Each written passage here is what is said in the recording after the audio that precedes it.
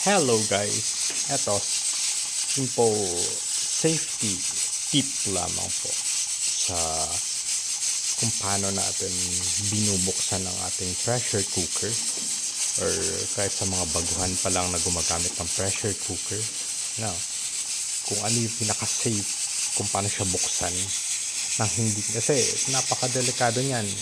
Akala natin or akala ng ilan simple lang ang pressure cooker. Nako, delikado po yan kapag nasabugan ka po niyan, kapag pinilit mong buksan na pressurized pa siya. Yan. So the best thing to do is patayin muna ang apoy.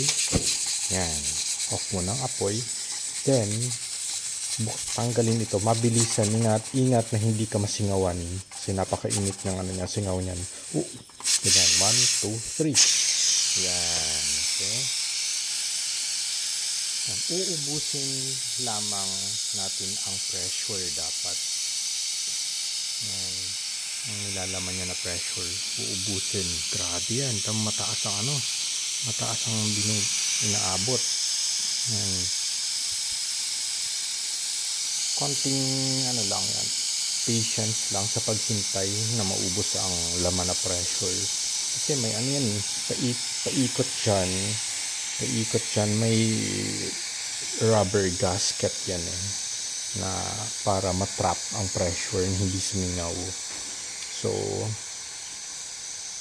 yan, kaya nagbi-build up, yun ang nagpapalambot sa karne. Yan, hihintayin nyo lamang yung lagatik na tunog. Ibig sabihin bumaba na yung lock niya. Ayun, tumunog na siya. Yan, 'di ba? So ready na yan, malambot na. Kahit simpleng pag-slide lang ng daliri, lock-on na yan, ma-unlock na siya. 'Di ba? Hindi mo na kailangan makipag-away pa sa takip. So ayan, lambot na siya. And nag-blur. So yun.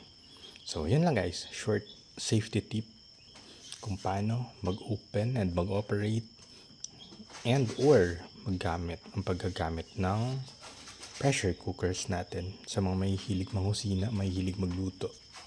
Yan. Then, ang pressure cooker, in addition, nakakatulong siya sa pagtitipid ng LPG gas natin sa konting minute lang ng pagpapakulo. Since pressurized siya, walang nasasayang na init.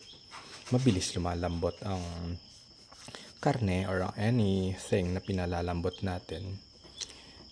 So, mas tipid siya. Mas nakakatulong sa pagtitipid kapag pressure cooker ang gamit natin compare with regular kaserola, regular na mga kaldero na nalabas lang din ang init. So, yun, provide kayo ng pressure cooker. And also, maging maingat na sa pag-operate. Yan. Thank you guys. Good morning.